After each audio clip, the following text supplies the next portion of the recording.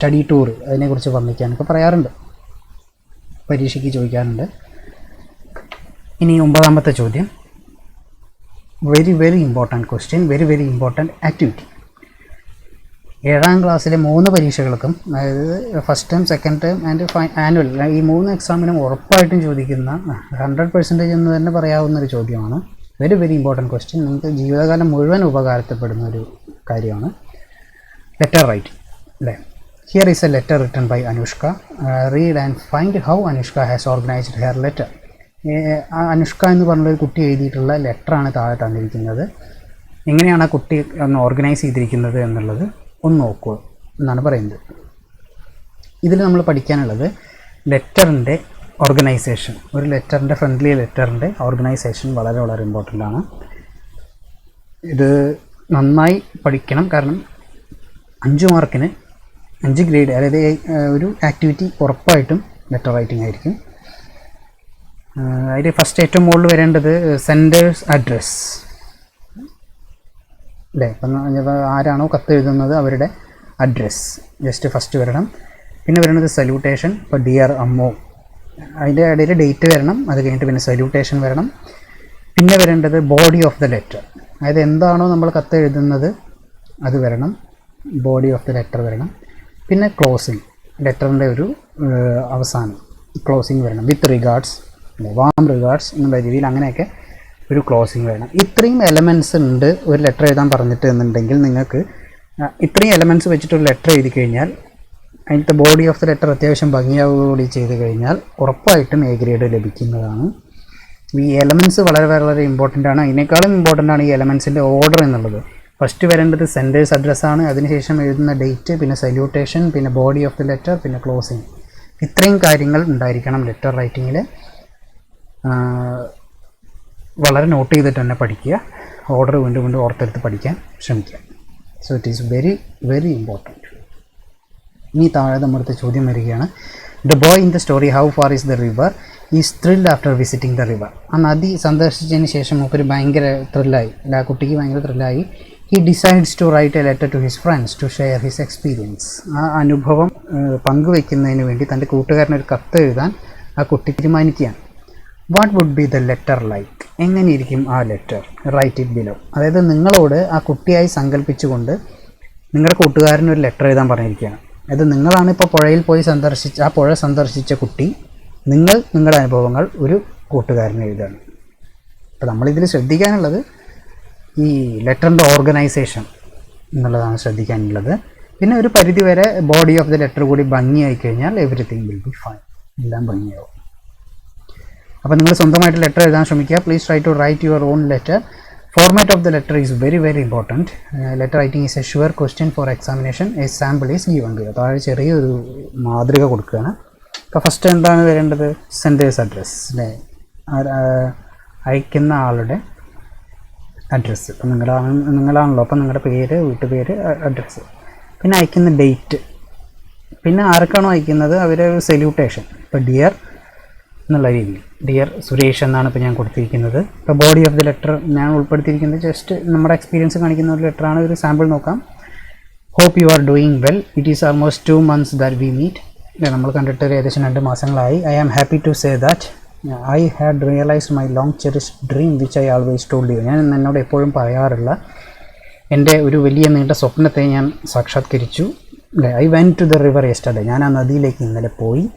It took about 3 hours to reach the river. ഏകദേശം 3 മണിക്കൂർ എടുത്തു അത് അവിടേക്ക് എത്താൻ. Really it was an adventurous journey through the forest. കാട്ടിലൂടെ വളരെയധികം സാഹസികമായിട്ടുള്ളൊരു യാത്രയായിരുന്നു. On my way to the river, ആ നദിയിലേക്കുള്ള വഴിയിൽ I met a woodcutter, ഒരു മരം വെട്ടുകാരനെ ഞാൻ കണ്ടു. A village boy and a beautiful girl. അത്രയും ആളുകളെയൊക്കെ ഞാൻ കണ്ടു. Realising my dream gave me immense pleasure. എൻ്റെ സ്വപ്നത്തെ സാക്ഷാത്കരിച്ചപ്പോൾ എനിക്ക് വളരെയധികം സന്തോഷമുണ്ടായി. Even the silence of the forest had its own beauty. ആ കാടിൻ്റെ നിശബ്ദതയ്ക്ക് പോലും അതിൻ്റേതായിട്ടുള്ള സൗന്ദര്യം ഉണ്ടായിരുന്നു. I wish you were also with me. നീ കൂടെ എൻ്റെ കൂടെ ഉണ്ടായിരുന്നെങ്കിൽ എന്ന് ഞാൻ ആഗ്രഹിച്ചു പോയി അല്ലേ. ആരാണ് നീ എന്ന് പറഞ്ഞാൽ ഇവിടെ സുരേഷ് അല്ലേ, സുരേഷിനാണല്ലോ കത്ത് എഴുതുന്നത്. നീ കൂടെ എൻ്റെ കൂടെ ഉണ്ടായിരുന്നെങ്കിൽ എന്ന് ഞാൻ ആഗ്രഹിച്ചു പോയി. While I saw the river, നദി കണ്ടപ്പോൾ അല്ലേ. Convey my regards to all our friends അവിടെയുള്ള നമ്മുടെ എല്ലാ കൂട്ടുകാരോടും ഞാൻ അന്വേഷിച്ചതായിട്ട് പറയണം. See you soon. അധികം വൈകാതെ നമുക്ക് കാണാം. അതായത് ഇവിടെ ഇത്രയും ഭാഗം ബോഡി ഓഫ് ദ ലെറ്ററാണ്, ലെറ്ററിൻ്റെ കണ്ടൻറ്റ് ബോഡി എന്നുള്ളതാണ്. ഇനി വേണ്ടത് ക്ലോസിങ്. വിത്ത് റിഗാർഡ്സ് ഹരീഷ്. ആരാണ് വരുന്നത് വെച്ചാൽ ഈ ഒരു രീതിയിലായിരിക്കും നമ്മൾ ലെറ്റർ റൈറ്റിങ്. ഇപ്പോഴത്തെ ലേറ്റസ്റ്റ് ഫോർമാറ്റാണ് ഇത്. ഫ്രണ്ട്ലി ലെറ്ററിൻ്റെ ഫോർമാറ്റാണ്, ഇൻഫോർമൽ ലെറ്ററിൻ്റെ ഫോർമാറ്റാണ് ഇത്. അപ്പോൾ ഇത് പരീക്ഷയ്ക്ക് വളരെ വളരെ ഇമ്പോർട്ടൻ്റ് ആയിട്ടുള്ളൊരു ഭാഗമാണ്, ഒരു ആക്ടിവിറ്റിയാണ് ലെറ്റർ റൈറ്റിങ്. വീണ്ടും പറയുന്നു, 100% ഉറപ്പായിട്ടും ലെറ്റർ റൈറ്റിങ് എക്സാമിന് ചോദിക്കാറുണ്ട്. അപ്പോൾ ഈ ഒരു ഫോർമാറ്റ് ഫോളോ ചെയ്ത് കഴിഞ്ഞാൽ നമുക്ക് ഫുൾ മാർക്ക് കിട്ടും. അത്യാവശ്യം ബോഡി ഓഫ് ദ ലെറ്റർ കൂടി അത്യാവശ്യം നന്നാക്കി കഴിഞ്ഞാൽ നല്ല മാർക്ക് സ്കോർ ചെയ്യാൻ നമുക്ക് പറ്റും. ഇനി 10ാമത്തെ ആക്ടിവിറ്റി നമുക്ക് ഗ്രൂപ്പായിട്ടൊക്കെ തന്നെ ചെയ്യുന്നതാണ്. പറ്റുമെങ്കിൽ സ്വന്തമായിട്ട് ചെയ്യാൻ ശ്രമിക്കുക. Prepare a magazine on the topic save planet earth. Save planet earth എന്നുള്ള ടോപ്പിക്കുമായി ബന്ധപ്പെട്ടൊരു മാഗസിൻ ഉണ്ടാക്കാൻ you can include the following items in your magazine.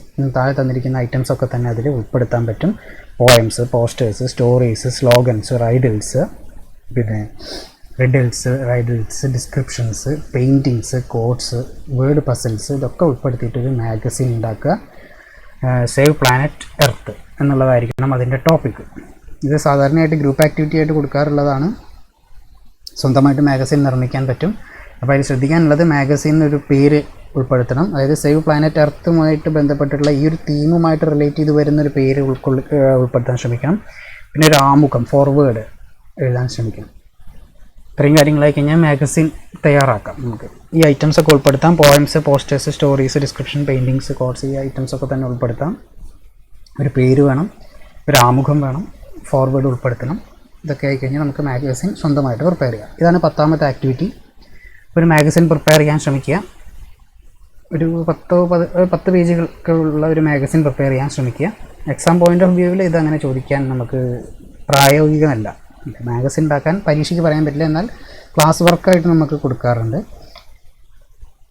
ഇനി 11ാമത്തെ ആക്ടിവിറ്റി, ഇതൊരു ഗ്രാമർ പാർട്ട് കൂടിയാണ്, ലാംഗ്വേജ് എലമെൻറ്റ് കൂടിയാണ്. Find the words that convey the same idea and write them in the space provided. അതായത് ഒരേ അർത്ഥം വരുന്ന അല്ലെങ്കിൽ അതേ ആശയം കാണിക്കുന്ന കൂടുതൽ വാക്കുകൾ കണ്ടെത്താനാണ് പറയുന്നത്. അപ്പോൾ വാക്ക് എന്ന് പറഞ്ഞിട്ടുള്ള ഒരു ആശയം ടെക്സ്റ്റ് ബുക്കിൽ ഇങ്ങനെയാണ് ഇത് കൊടുത്തിരിക്കുന്നത്.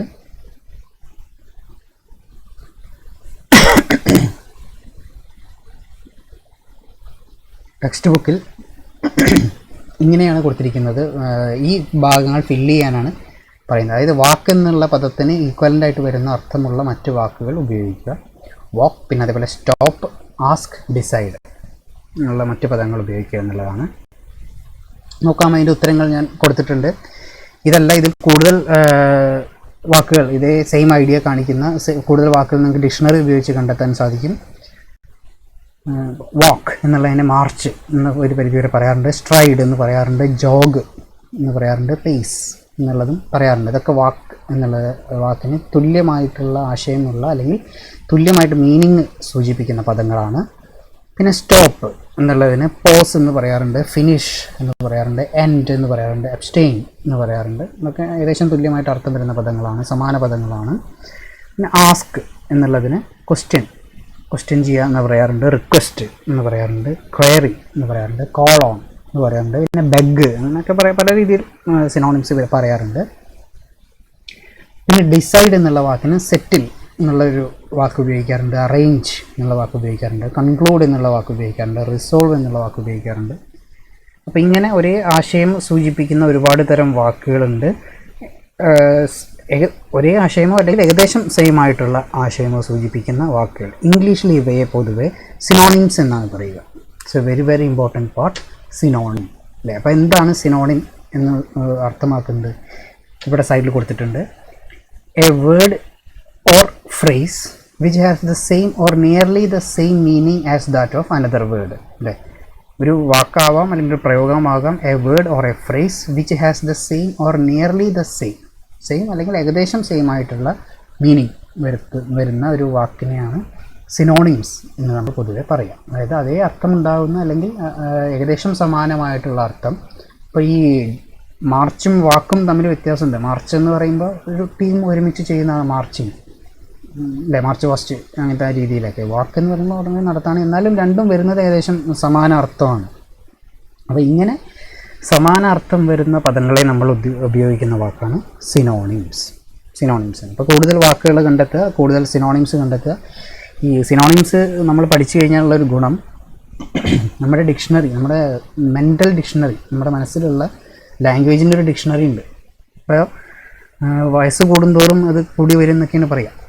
നമ്മുടെ എക്സ്പീരിയൻസിനനുസരിച്ച് നമ്മുടെ ഡിക്ഷണറി ദിവസം തോറും അപ്ഡേറ്റ് ചെയ്യും, നമ്മുടെ വായനയും നമ്മുടെ ഹാബിറ്റ്സും ഒക്കെ അനുസരിച്ച്. അപ്പോൾ ഈ സിനോണിംസ് കൂടുതൽ പഠിച്ചു കഴിഞ്ഞാൽ നമുക്ക് നമ്മുടെ ഡിക്ഷണറി ഓട്ടോമാറ്റിക്കലി അപ്ഡേറ്റഡ് ആവും, കൂടുതൽ വാക്കുകൾ നമുക്ക് പഠിക്കും, കൂടുതൽ സന്ദർഭങ്ങളിൽ അതിമനോഹരമായിട്ടുള്ള പ്രയോഗങ്ങൾ നമുക്ക് ചെയ്യാൻ പറ്റും. സിനോണിംസ് പഠിച്ചു കഴിഞ്ഞാൽ ലാംഗ്വേജിൽ നമുക്കൊരു എക്സ്പേർട്ട് ആവാൻ നമുക്ക് പറ്റും. സിനോണിംസ്, അതാണ് ഈ സിനോണിംസ് കൊണ്ട് ഉദ്ദേശിക്കുന്നത്. വളരെ അട്രാക്റ്റീവ് ആയിട്ടുള്ള ലാംഗ്വേജിൽ നമുക്ക്, അട്രാക്റ്റീവ് ആയിട്ടുള്ള ഭാഷയിൽ നമുക്ക് ഡിസ്ക്രിപ്ഷനൊക്കെ എഴുതാൻ സാധിക്കും കൂടുതൽ.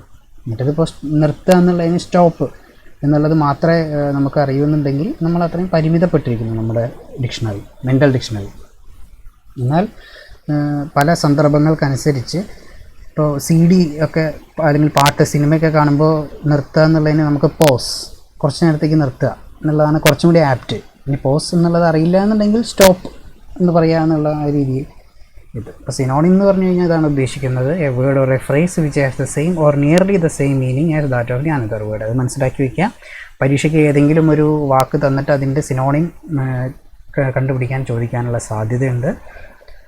അപ്പോൾ അത് സിനോണിംസ് ഒരു പരിധി വരെയൊക്കെ നമ്മൾ പഠിച്ചു വയ്ക്കുക. ഇനി 12ാമത്തെ ആക്ടിവിറ്റിയിലേക്ക് കിടക്കാം. Look at the following sentence. താഴെ 2-3 സെൻറ്റൻസ് കൊടുത്തിട്ടുണ്ട്. എ എന്നുള്ള sentence, the boy walked along the path. കുട്ടി ആ വഴിയിലൂടെ നടന്നു.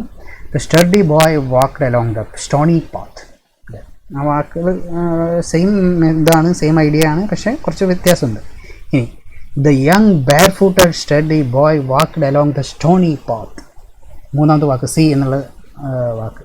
മൂന്നും സെയിം ഇൻഫർമേഷനാണ് തരുന്നത്, ആ കുട്ടി നടന്നു എന്നുള്ള ഇൻഫർമേഷനാണ്. എന്നാൽ 3 വാക്കുകളും വ്യത്യാസമുണ്ട്. ചോദ്യം ഇതാണ്, which sentence tells you more about the place and the boy.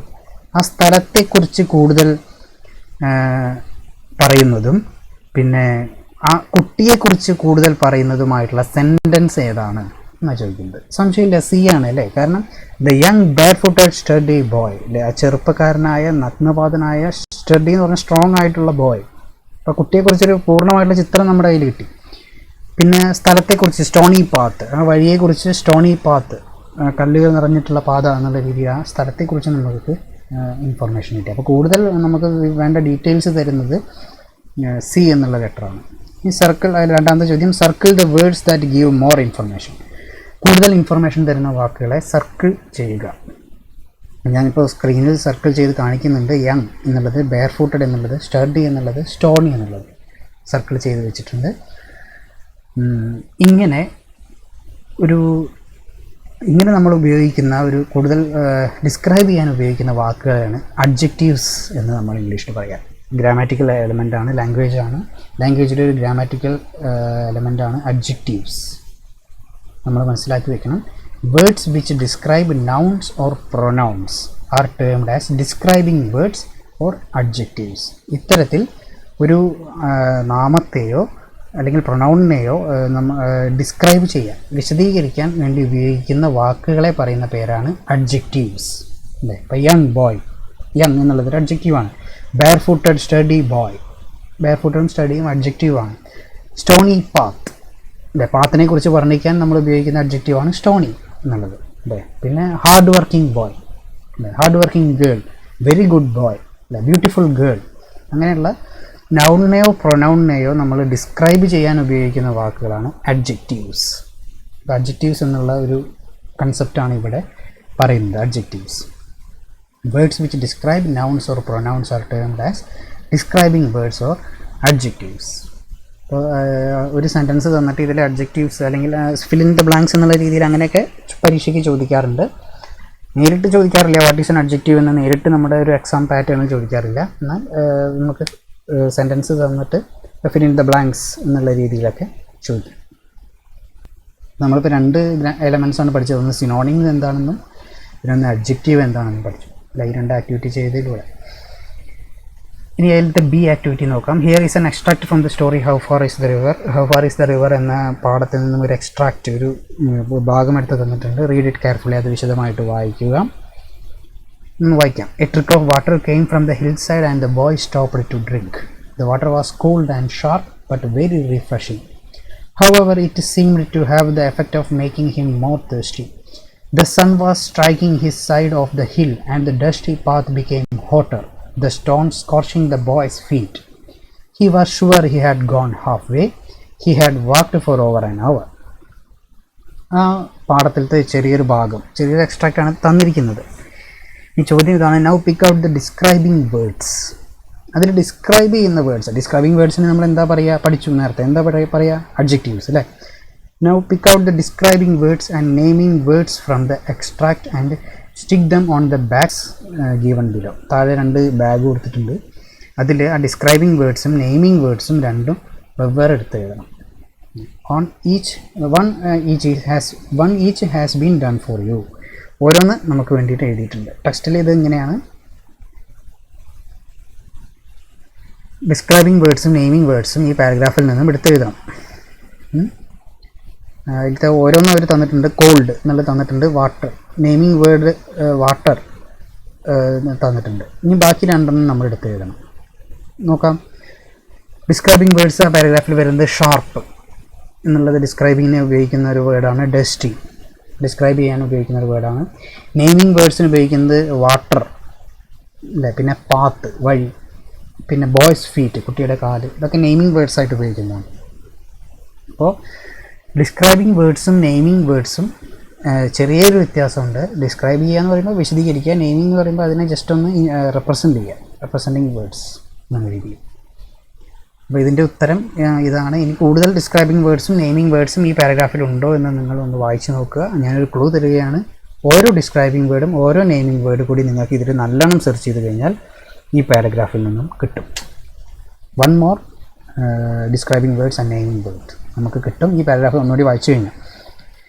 ഇപ്പോൾ 2 പോയിൻ്റ് ഉള്ളൂ എന്നുള്ളതുകൊണ്ട് ഞാൻ 2 ഇതെണ്ണം ഉൾപ്പെടുത്തിയിട്ട് വന്നു മാത്രം. ഓക്കെ, ഇനി 13ാമത്തെ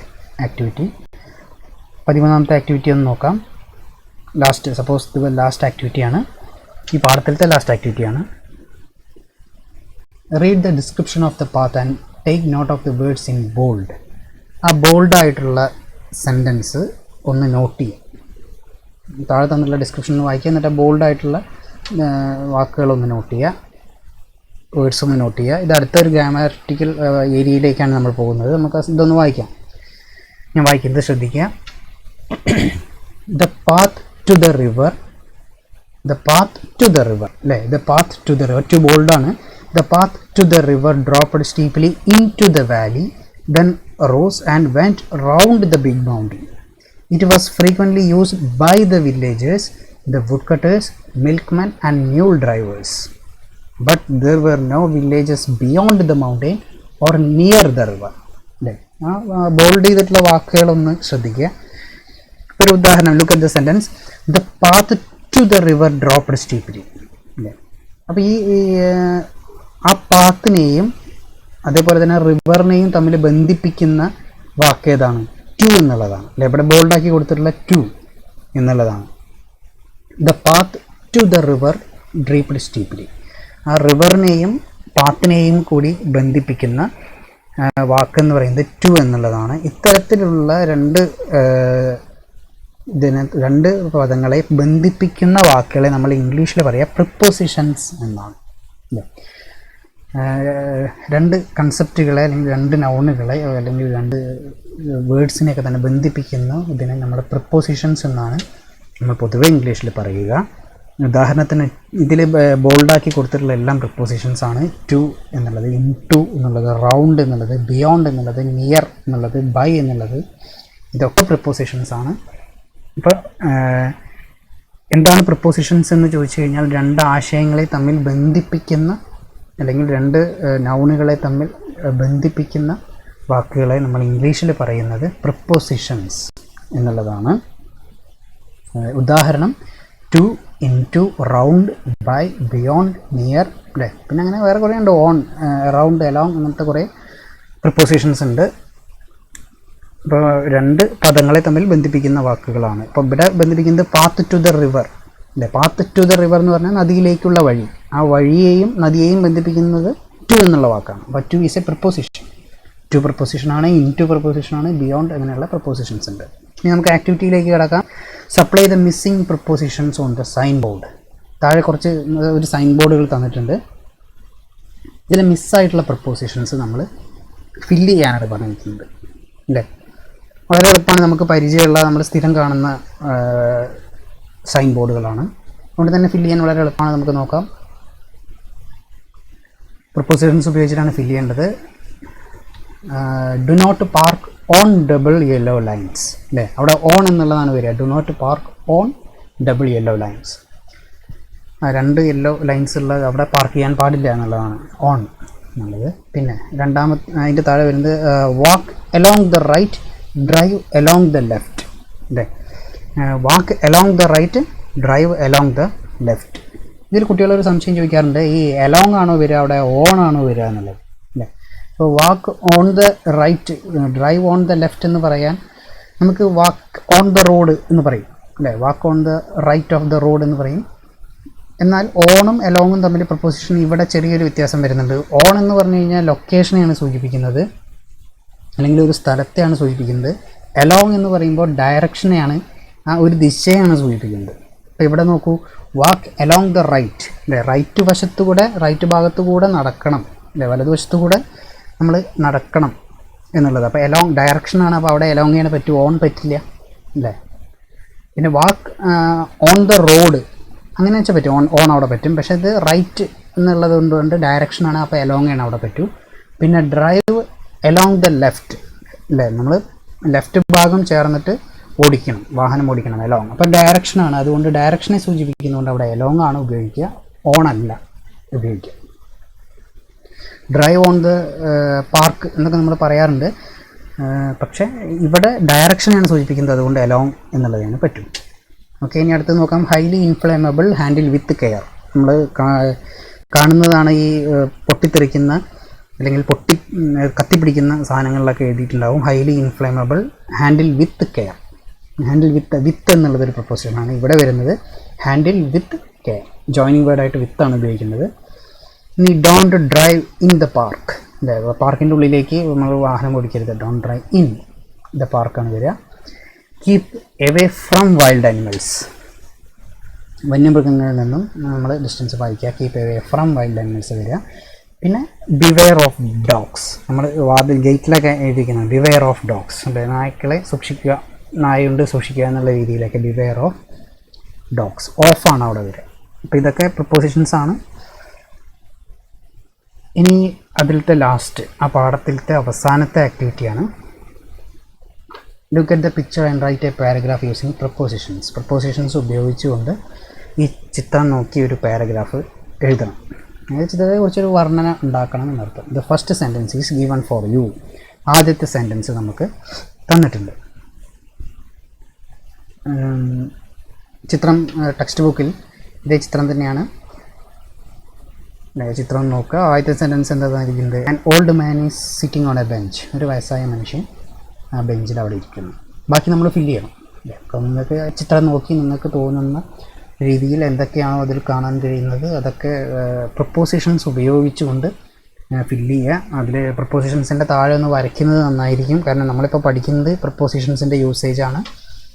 പ്രപ്പോസിഷൻസ് ഉപയോഗിച്ച് എഴുതാൻ ശ്രമിക്കുക. ഞാൻ എഴുതിയിട്ടുള്ള ഉത്തരം ഇതാണ്. An old man is sitting on a bench. അതിലത്തെ പ്രപ്പോസിഷൻ എന്ന് പറയുന്നത് ഓൺ എന്നുള്ളതാണ് അതിലെ preposition. His walking stick is placed near to him on the bench. To him to പ്രപ്പോസിഷനാണ്, ഓൺ ദ ബെഞ്ച് പ്രപ്പോസിഷനാണ്. ടു ഓണും പ്രപ്പോസിഷനായിട്ട് വരും. A boy is lying on the grass. On എന്നുള്ളത് അവിടെ ഒരു പ്രപ്പോസിഷനാണ്. അവിടെ കുട്ടി കിടക്കുന്നുണ്ട്. പിന്നെ he is writing his homework in a notebook. In എന്നുള്ളത് പ്രപ്പോസിഷനാണ്. ഹോംവർക്കാണെന്ന് ഞാൻ ഉദ്ദേശിച്ചാണ്. ചിലപ്പോൾ he is writing A story in his note book, എങ്ങനെ വെച്ചാൽ നിങ്ങൾക്ക് എഴുതാം. ഇൻ എന്നുള്ളത് അവിടെ ഒരു പ്രപ്പോസിഷനാണ്. പിന്നെ A girl is flying A KITE. ഒരു കുട്ടി ഒരു പട്ടം പറത്തുന്നുണ്ട്, ഒരു പെൺകുട്ടി. 2 birds are sitting on the tree. 2 കിളികൾ മരത്തിൻ്റെ മീതെ ഇരിക്കുന്നുണ്ട്. ഇവിടെ ഈ ഭാഗത്ത് അല്ലേ. 2 birds are sitting on the tree. Sitting on the tree. On എന്ന് പറയുന്നത് പ്രപ്പോസിഷനാണ്. A notice board is hung on the tree. ഒരു നോട്ടീസ് ബോർഡ് അവിടെ തൂക്കിയിട്ടുണ്ട്. ട്രീ എവിടെയാണ്, ഏത് മരത്തിലാണ്? Behind the old man. ആ വയസ്സായ മനുഷ്യൻ്റെ പുറകിലുള്ള മരത്തിലാണ് ആ ബോർഡ് തൂക്കിയിരിക്കുന്നത്. ഈ വേണമെങ്കിൽ നിങ്ങൾക്ക് കുറച്ചും കൂടിയൊക്കെ വിശദമാക്കി എഴുതാം. ആ ബോർഡിൽ എന്തോ ഡോണ്ട് പ്ലക്ക് ഫ്ലവേഴ്സ് എന്ന് പറഞ്ഞിട്ടുള്ളൊരു മെസ്സേജ് അതിൽ ഉൾപ്പെടുത്തിയിട്ടുണ്ട്. അപ്പോൾ നിങ്ങൾക്ക് ഇങ്ങനെ എഴുതാം, a signboard showing don't pluck flowers is hung on the tree എന്നുള്ള രീതിയിൽ നിങ്ങൾക്ക് എഴുതാം. അങ്ങനെ കുറച്ചും കൂടിയൊക്കെ ഒന്ന് ആ ചിത്രം നോക്കി വിശദീകരിച്ച് പ്രപ്പോസിഷൻസ് ഉപയോഗിച്ച് എഴുതാം. അപ്പോൾ ഇവിടെ നമ്മൾ ചെയ്യുന്നത്, ഇവിടെ നമ്മൾ പഠിക്കുന്നത് പ്രപ്പോസിഷൻസിൻ്റെ യൂസേജാണ്. എന്താ പ്രപ്പോസിഷൻ എന്ന് മനസ്സിലായിട്ടുണ്ടാവും എന്ന് വിചാരിക്കുന്നത്. ഈ ആക്ടിവിറ്റിയിലൂടെ അതാണ് നമ്മൾ ചെയ്യുന്നത്. അപ്പോൾ ഇത്രയും പ്രവർത്തനങ്ങളാണ് നമുക്ക് ഈ ഒരു ഫസ്റ്റ് ചാപ്റ്ററിൽ ചെയ്യാനുള്ളത്. ഇനി നമ്മൾ പഠിക്കാനുള്ളത് ഒരു പദ്യമാണ്, ഒരു പോയം ആണ് ഇനി അടുത്തത് വരുന്നത്. ദ എക്കോയിങ് ഗ്രീൻ നമ്മുടെ വില്യം ബ്ലേക്കിൻ്റെ വളരെ മനോഹരമായിട്ടുള്ളൊരു പോയമാണ്. അത് ക്ലാസ് കണ്ടതിന് ശേഷം അതിൻ്റെ ഈ ചോദ്യോത്തരങ്ങൾ നമുക്ക് ഈ വീഡിയോയിൽ, ഈ ചാനലിൽ ഇതേപോലെ എല്ലാ ചോദ്യങ്ങൾക്കുള്ള ഉത്തരങ്ങളും അതേപോലെ അതിലത്തെ പ്രവർത്തനങ്ങൾക്കും ഉള്ള ഉത്തരങ്ങളും അതിലത്തെ ഓരോ പ്രവർത്തനങ്ങളും ഒക്കെ തന്നെ സംപ്രേഷണം ചെയ്യുന്നതായിരിക്കും. വീഡിയോ നിങ്ങൾക്ക് ഉപകാരപ്രദമായിട്ടുണ്ടാവും എന്ന് വിചാരിക്കുന്നു.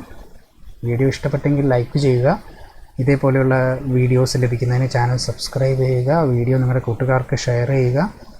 പിന്നെ അധ്യാപകരാണ് ഈ വീഡിയോ കാണുന്നതെന്നുണ്ടെങ്കിൽ ഉത്തരങ്ങൾ കുട്ടികൾക്ക് ലഭിക്കുന്നതിന് വേണ്ടി ഈ വീഡിയോ അവർക്ക് അവരുടെ ഗ്രൂപ്പിൽ, ക്ലാസ് ഗ്രൂപ്പിലൊക്കെ കൊടുക്കുക. വീഡിയോ കണ്ട എല്ലാവർക്കും നന്ദി അറിയിക്കുന്നു. ഇതേപോലെയുള്ള കൂടുതൽ വീഡിയോസ് അധികം വൈകാതെ തന്നെ ഈ ചാനലിൽ അപ്ലോഡ് ചെയ്യുന്നതാണ്. Thank you.